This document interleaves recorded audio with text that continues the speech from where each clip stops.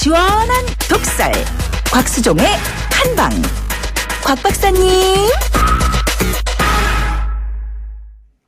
오늘 점심을 하다가 문득 이 숟가락하고 젓가락 무게가 얼마쯤 될까 궁금해졌습니다. 한 블로그의 글이 생각나더군요.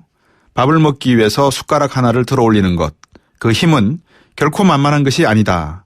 그 한 수제의 밥을 먹기 위해서 우리는 힘겨운 노동을 하고 온갖 치욕을 참고 또 자신이 진정 바랐던 꿈마저 포기하기도 한다. 이런 이야기가 생각이 났습니다. 숟가락을 드는 행위, 마치 인생이라는 무거운 짐을 들어 올리는 것과 별반 다르지 않다는 생각이 듭니다. 오늘 여러분들은 식사를 하시면서 그 무게를 어느 정도 느끼셨습니까? 참고로 이 천근만근 할 때 천근만근의 무게는 약 600kg에서 6000kg입니다.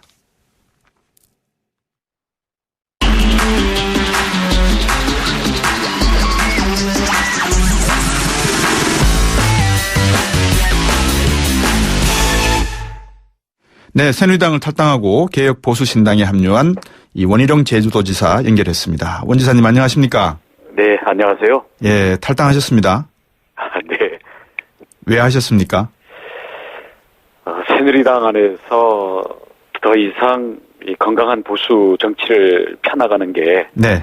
이제 불가능하지 않은가라고 결론을 내릴 수밖에 없었기 때문입니다. 오늘 그 말씀을 상당히 많이 인터뷰에서 하셨던 걸로 생각이 드는데 건강한 보수란 어떤 보수입니까? 네, 보수는 예.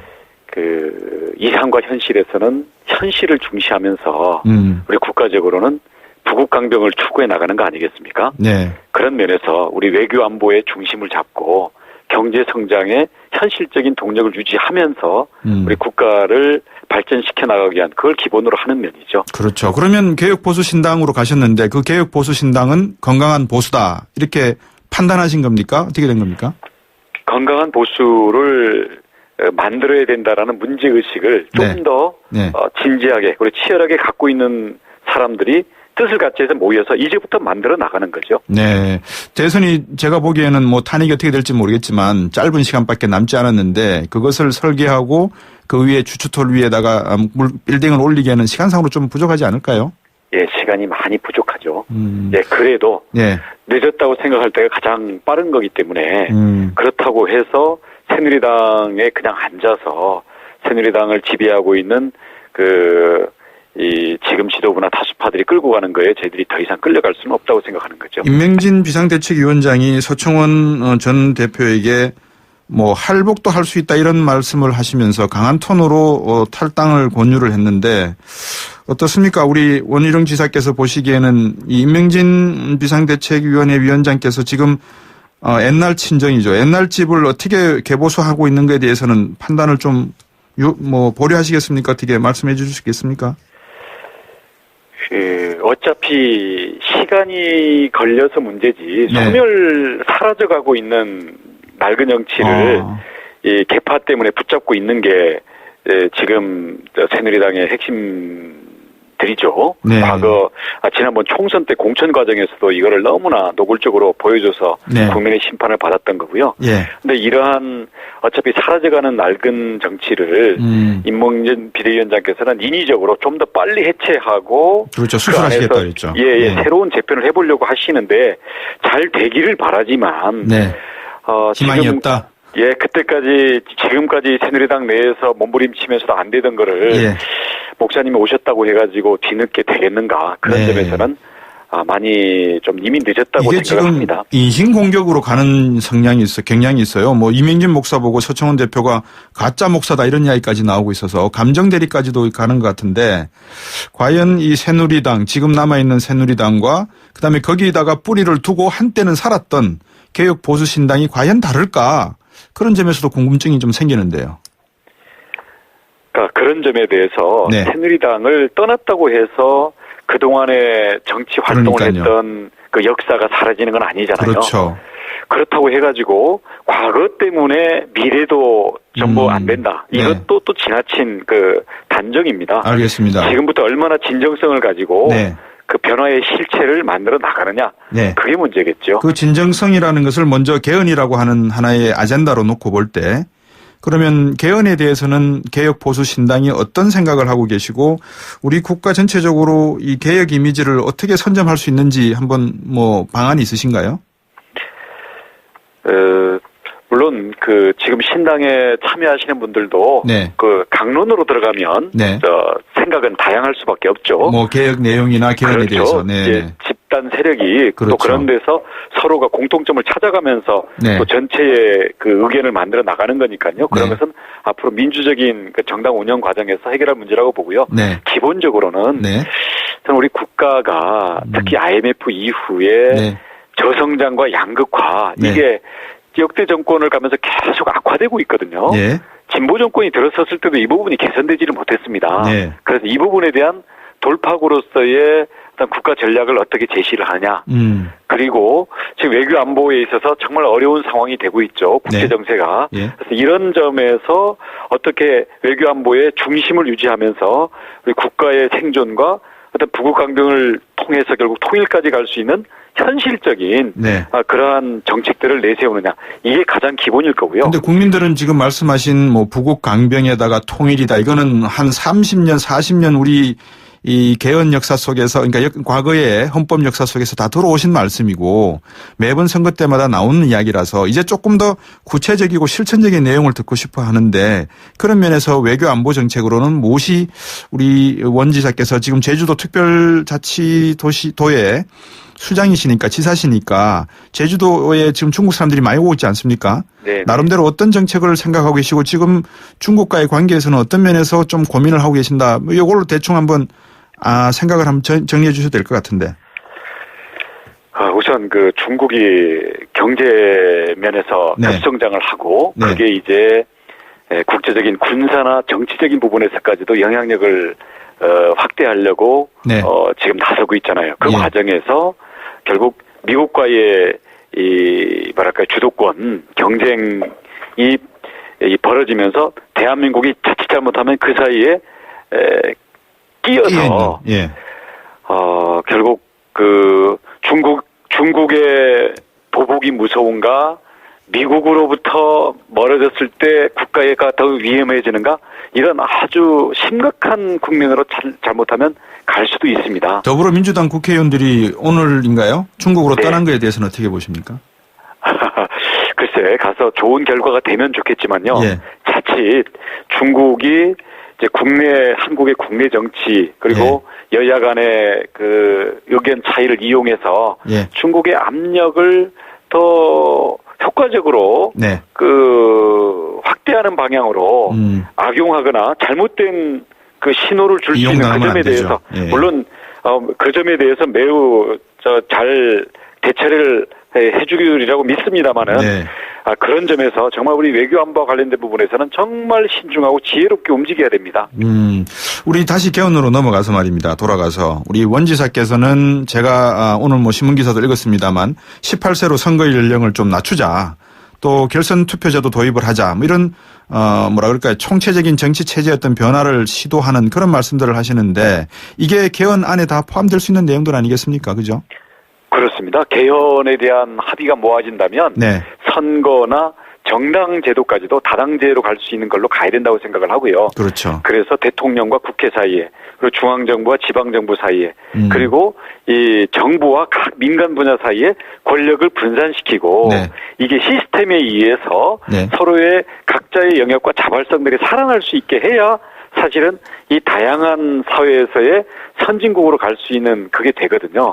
지금은 네. 대통령 선거 그리고 대통령 선거에서 일단 집권하면 그 주도 세력에 의해서 모든 부분들이 지금 어떤 정치적인 대결로 가게끔 돼 있기 때문에 지금 우리 국가의 다양성과 덩치에 안 맞는 그런 권력 구조를 갖고 있는 게 아닌가 그렇게 보고 있습니다. 이걸 고쳐야죠. 예, 한때는 원 지사께서도 대통령 중심제로 선거를 하는 것에 대해서 찬성을 하셨지 않습니까? 대통령을 네. 직선으로 뽑는 것 자체가 뭐 절대 안 된다 이런 건 아닙니다. 네. 문제는 네. 권력 분산이죠. 그런 점에서는 네. 저도 10년 넘는 국회의원과 여러 선거를 치러보고 나름대로 내린 결론은 그렇군요. 특히 국회와 정부 사이에 네. 권력의 과감한 분산이 있어야 되겠다.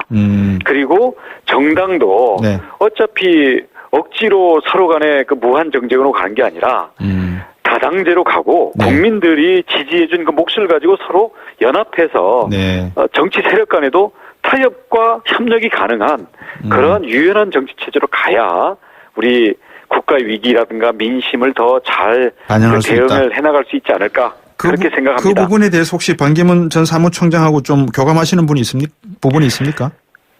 아니요, 반기문 총장이 어떤 그 정치 비전이나 소신을 갖고 있는지는 아직 들어볼 기회가 없었기 때문에 네. 만약 귀국하고 정치 행보를 하신다면 네. 그런 부분들을 제시를 하고 토론이 이루어지겠죠. 반기문 전 총장이 어떻게 개혁 보수신당으로 합류하실 것 같습니까? 어떻게 보십니까? 글쎄요, 아직 어떤 생각이신지 밝히신 게 없기 때문에 네. 알 수는 없겠습니다만은 반기문 총장 입장에서는 만약에 대선을 출마하게 된다면, 보수뿐만 아니라, 네. 이 중도 개혁적인 부분까지도 사실은 아울러야 네. 의미 있는 후보가 되지 않겠습니까? 그런 그렇죠. 점에서는 네. 아마 특정한 정당에 바로 몸담기는 매우 좀 조심스럽지 않을까 싶네요. 지켜보실 거다, 이렇게 보시는군요. 네. 예. 지금 좀 더 구체적인 내용을 제가 한번 여쭤보겠습니다. 그 개헌안에 보면 우리 원 지사께서는 상당히 좀 신중하게 접근을 하시려고 하는 것 같은데 이 법인세 문제라든지 또 아까 말씀드렸습니다만 선거 연령의 18세 조정 문제 특히 18세까지 선거 연령을 낮추자고 하는 데는 어떤 특별한 이유가 있으십니까? 아니면 선진국 같은 경우에는 이 정도 나이에 다 투표를 하니까 우리도 그렇게 하자는 겁니까? 글쎄 오늘 회의에서 그게 좀 제기가 되고 네. 충분히 합의가 된 건지는 저도 끝까지 못 보고 오긴 했습니다만은 네. 선거 연령뿐만 아니라 네. 이 국회의원 선거제도 그리고 대통령 선거제도 이 모든 것들이 사실은 선거제도가 어떻게 되느냐에 따라 가지고 대한민국의 국민이 권력을 만들어내고 권력을 견제하는 시스템이 달라지는 거 아니겠습니까? 그러면 선거구 제도를 지금 소선거구 제도에서 중대선거구 제도로 바꾸자 이걸 아마 주장하실 것 같은데 어떻습니까? 예, 저는 그 선거구제도 바꾸고 예. 보다 좀 다당제로 갈 수 있는 네. 그리고 국회의원들의 그 전문성과 네. 책임성을 더 강화할 수 있는 방향으로 가서 국회의원들의 질도 높이고요. 그리고 국정 운영에 참여하는 게 네. 반대 투쟁하든지 아니면 거수기 역할을 하는 게 아니라 국정 운영에 보다 좀 더 이게 생산적으로 연결될 수 있는 그런 의원 내각적인 요소를 더 강화하는 방향으로 가야 된다고 봅니다. 방금 제가 안 그래도 여쭤보려고 그랬는데 그러면 의원 내각제 중심의 이 정부 운영 이거를 조금 더 찬성하는 그런 방향으로 개헌을 갔으면 하는 생각이시군요. 예, 저는 네. 국민이 수용할 수만 있다면 내각제적인 네. 요소가 강화될수록 좋다고 봅니다. 근데 국민들은 네. 국회의원들 지금 하는 거 봐서 저거 맡길 수 있겠는가 하는 의문을 상당히 많이 갖고 계시거든요.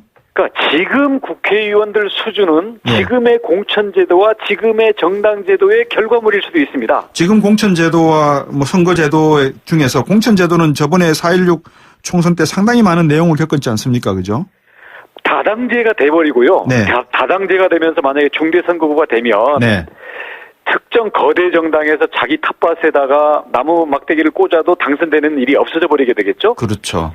그렇게 되면 네. 정말 국정 운영을 책임질 수 있고 검증된 그런 정치인들이 국회로 들어가게 되고 네. 이런 국회의원들이 연합에 의해서 내각 또는 정권이 만들어지면서 네. 만약에 정책 실패를 하게 되면 그때그때 바로 책임지는 그러한 체제로 가게 되는 거죠. 국민의당에서 그게 내각제적인 요소입니다. 국민의당 쪽과 방금 말씀하신 그런 내용들이 조금 이렇게 교류되는 부분이 있습니까? 아니면은 좀 아직까지 논의 전 단계입니까? 특정 정당하고 얘기된다기보다는요. 네. 앞으로 어차피 네. 국회에서도 개헌특위가 만들어졌기 때문에 출범을 했죠. 국민의당뿐만 네. 아니라 모든 정당 사이에서 지금 대통령에게 집중돼 있고 네. 정당 내에서의 패권주의에 모두가 목이 메어 있는 네. 예속되어 있는 이 부분을 어떻게 그렇군요. 바꿀 것인가. 그리고 올해 대선이 네. 박근혜라는 제왕적 대통령에서 또 다른 제왕적 대통령으로 사람만 바꾸는 게 아니라 네. 정치 시스템을 바꾸는 것도 같이 이루어져야 된다. 그런 면에서 본격적인 개헌 논의와 그에 따른 합의의 도출, 이 과정도 함께 있어야만 네. 우리 대한민국의 미래를 열어나갈 수 있다고 생각을 합니다. 그 말씀 듣고 보니까 이번에 헌법 개헌 특위가 출범이 됐는데 더불어민주당의 내용을 보니까 이 친문이 될 수 있는 의원들은 거의 안 보이고 대부분 비문 쪽 계열의 국회의원들이 들어오신 것 같던데 문재인 전 대표의 측과 안희정 충남도지사가 말씀하신 이 개헌에 대한 시각과 방금 원 지사님이 말씀하시고 또 다른 박지원 원내대표라든지 이런 분들이 말씀하시는 시각과는 조금 좀 대칭되는 점이 있네요. 이대로 대통령 선거를 해서 대통령이 되면요. 네. 그래봐야 대다수의 반대자들이 초반에는 좀 관망하다가 네. 곧바로 반대와 경쟁으로 빠지면서 이게 또 레임덕으로 가게 됩니다. 그렇군요. 그렇기 때문에 저는 지금 그냥 선거 기간이 얼마 안 남았으니까 네. 지금 대통령이 되면 유리하다. 다 된 것 같은 생각으로 그렇게 국정을 맡아봐도 네. 똑같은 상황에 부닥칠 수가 있기 때문에 그런 점에 대해서는 기득권을 가지고 접근하는 것은 나중에 네. 큰 문제가 될 수 있다고 봅니다. 지금 개혁보수신당에서 경쟁력 있는 당내 대권 주자를 꼽아본다면 누구를 꼽으시겠습니까? 지금 지지율들은 원지사님은 반기문 총장의 네. 존재 때문에 많이 좀 늘려 있는데요. 네. 앞으로 여론조사 수치 자체보다는 네. 과연 국민들과 현재의 대한민국에 서로 꽉 막혀 있는 이 돌파구를 열 수 있는 그러한 비전과 실천 의지 능력에 네. 대해서 얼마만큼 국민들에게 신뢰감을 얻어 나갈 수 있는가. 기간은 짧지만 이 부분을 네. 가지고 치열한 경쟁이 필요하다고 생각합니다. 그 승리를 얻을 수 있는 대안을 제시하신다면 어떤 것이 있다고 보십니까?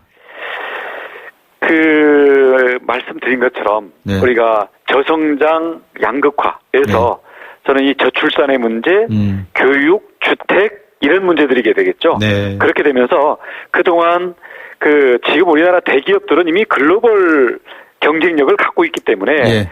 그런 데들은 글로벌 경쟁 무대에서 잘 뛸 수 있도록 하고 네. 국가의 어떤 재정적인 제도적인 이런 지원들은 네. 우리 취약한 경제 주체들에게 경제 활력을 불러일으킬 수 있는 그런 방향으로 경제 발전의 모델 이걸 좀 바꿔야 된다고 생각합니다. 유승민 의원과는 많은 생각에서 일치되시는 부분이 많습니까? 공통된 부분도 많이 있고요. 네. 개헌에 대한 생각이라든가 예. 이런 또 강론에 들어가면 또 서로 생각이 좀 많이 다른 부분도 좀 있죠. 마지막으로 우리 원 지사께서도 출마하실 건지요? 아직 최종 결정은 못한 상태고요. 네. 지금 새누리당 탈당도 이제 많은 주변의 동지들하고 의견을 모아가면서 이제 어렵게 내렸는데요. 네. 이제 치열하게 고민하면서 신중하게 결정을 하겠습니다. 예, 의사가 있다 이런 말씀으로 제가 들은 걸로 하겠습니다. 오늘 말씀 잘 들었습니다. 감사합니다. 네, 고맙습니다. 원희룡 제주지사였습니다.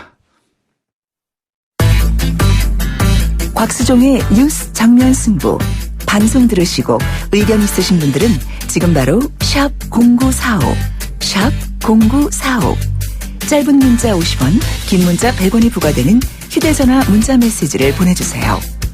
오늘 들으신 방송은 YTN 라디오 홈페이지와 곽수종의 뉴스 정면 승부 팟캐스트를 통해 다시 확인할 수 있습니다.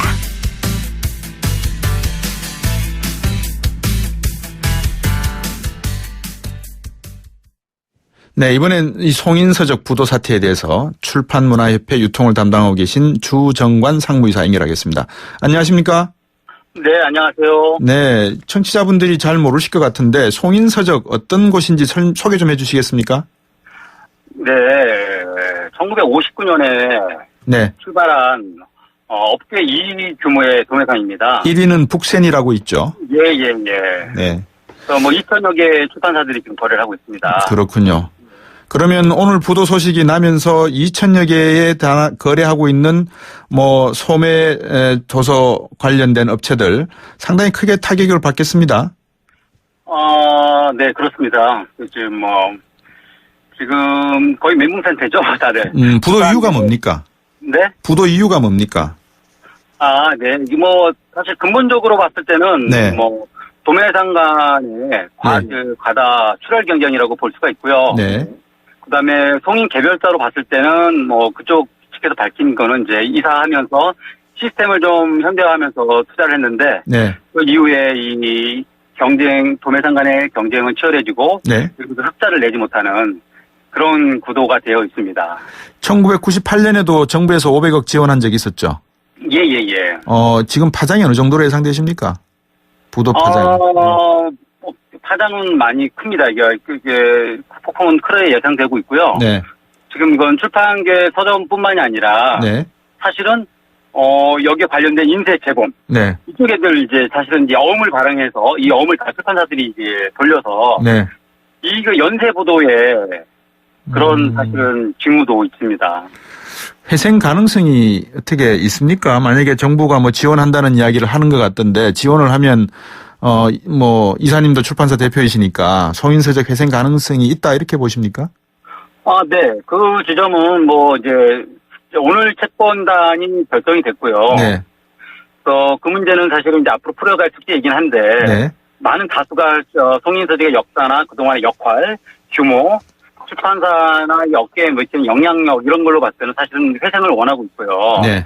그래서 사실 오늘도 회의에서 손혜원 의원이 참석을 하셔서 문화부 관계자와 같이 네. 사실은 적극적인 지원을 약속을 하셨습니다만 네. 물론 이제 또 여러 가지 절차가 있겠습니다. 네. 하지만 만약에 그게 가능하다면 사실은 좀 더 발전적인 그런 도매상 유통 구조를 좀 개선할 수 있는 계기도 또 될 수는 있다고 봅니다. 도매상 유통 구조를 개선한다면 어떤 것을 개선해야 되나요?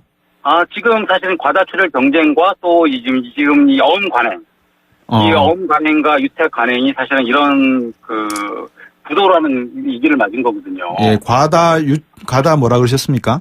과다 출혈 경쟁. 과다 출혈 경쟁. 어떤 형태의 출혈 경쟁이 있는 겁니까? 예를 들면 지금 정가제 이후에 네. 출판사들은 이제 지역 서점이나 서점들은 납품을 90%에 하는데 네.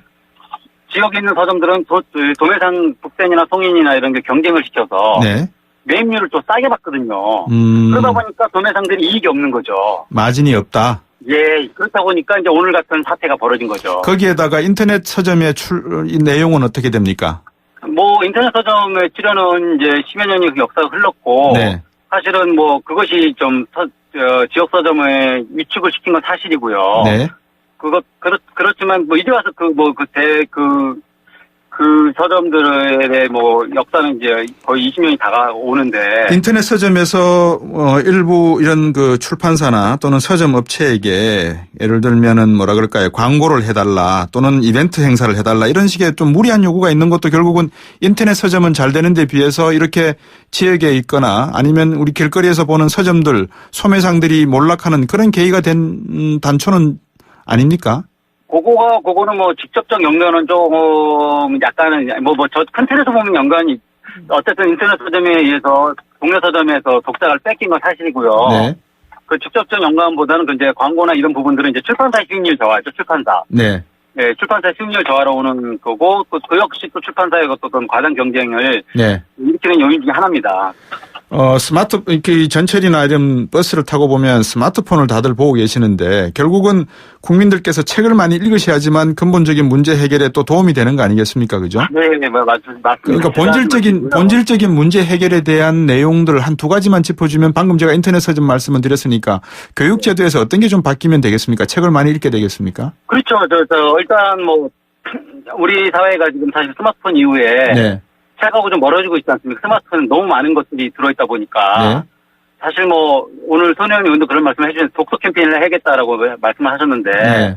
어쨌든 사실은 우리 문화가 좀 책 읽는 문화로 좀 다시 탈바꿈해 주셨으면 감사하겠고요. 독자 여러분에게도. 예. 그래야 지역에 있는 서점들이 살아가고 지역에 있는 서점이 독자들이 자꾸 와주셔야 또 이런 도매상의 문제에 나가서 출판사들이 양질의 책을 계속 생산할 수 있는 예. 그런 여력이 된다고 봅니다. 그러면 크게 두 가지네요. 하나가 과다 경쟁이 하나가 있고 또 어음 발행에 이런 관습이 남아있다는 게 하나의 문제가 되고 또 하나는 인터넷 서점과 함께 사람들이 스마트폰을 많이 사용하는 가운데 교육제도에서 이런 책을 읽도록 하는 그런 교육 프로그램이 없다 보니까 총체적으로 우리나라 출판업계와 서점업계에 문제가 있다 이렇게 봐도 되겠습니까? 예, 잘 정리해 주셨습니다. 네. 그러면 이거는 우리가 문제는 아는데 하나하나씩 정부에다가 모든 것을 맡기고 가야 될지 아니면 담당하는 부서가 어딥니까? 이 내용을. 네, 문화체육관광부입니다. 이번에도 문화체육관광부에서 500억을 지원하겠다는 겁니까? 아니면 액수가 나와 있습니까?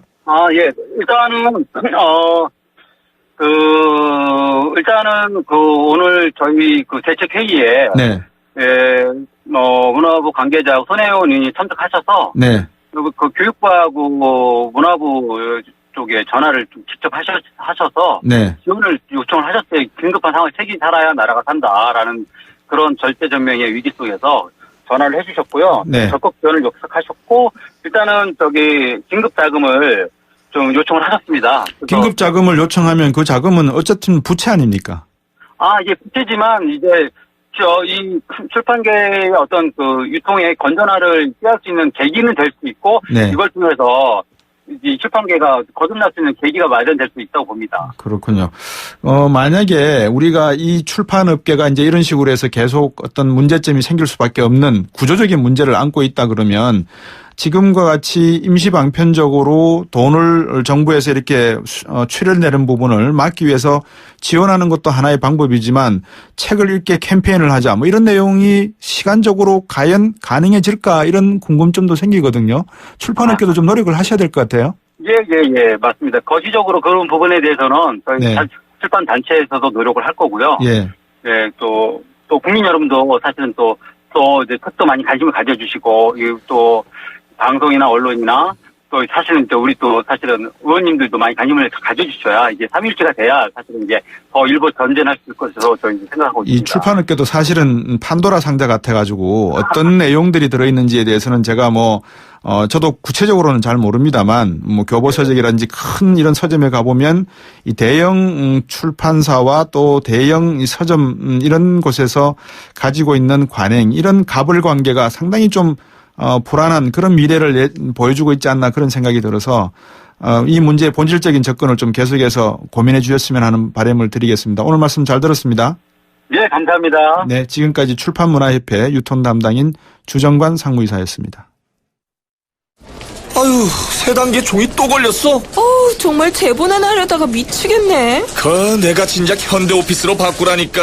오늘 다 날 셀 거야.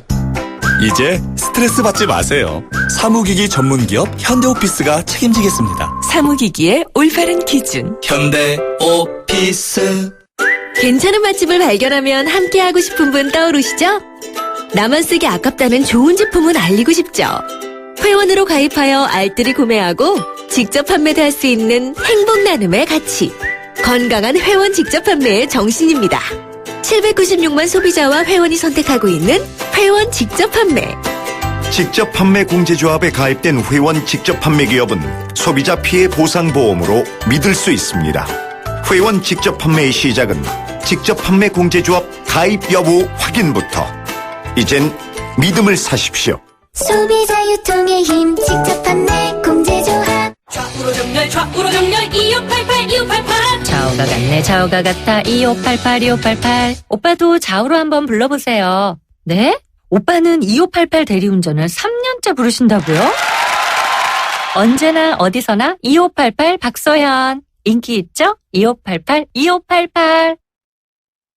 네, 5134번님, 실천하는 모습 보여주시기 바랍니다. 0978번님, 서민들의 삶을 이해하는 대통령이 나왔으면 좋겠습니다. 라는 문자 보내주셨습니다. 방송 들으시면서 문자 의견 있으면 50원 유료 문자 우물정에 0945번, 우물정 0945번으로 계속해서 보내주시면 여러분 의견 적극적으로 반영하도록 하겠습니다. YTN 뉴스 FM 곽수영의 뉴스 정면 승부 2부는 여기까지고요. 7시 뉴스 듣고 여러분들과 함께 3부로 다시 돌아오겠습니다.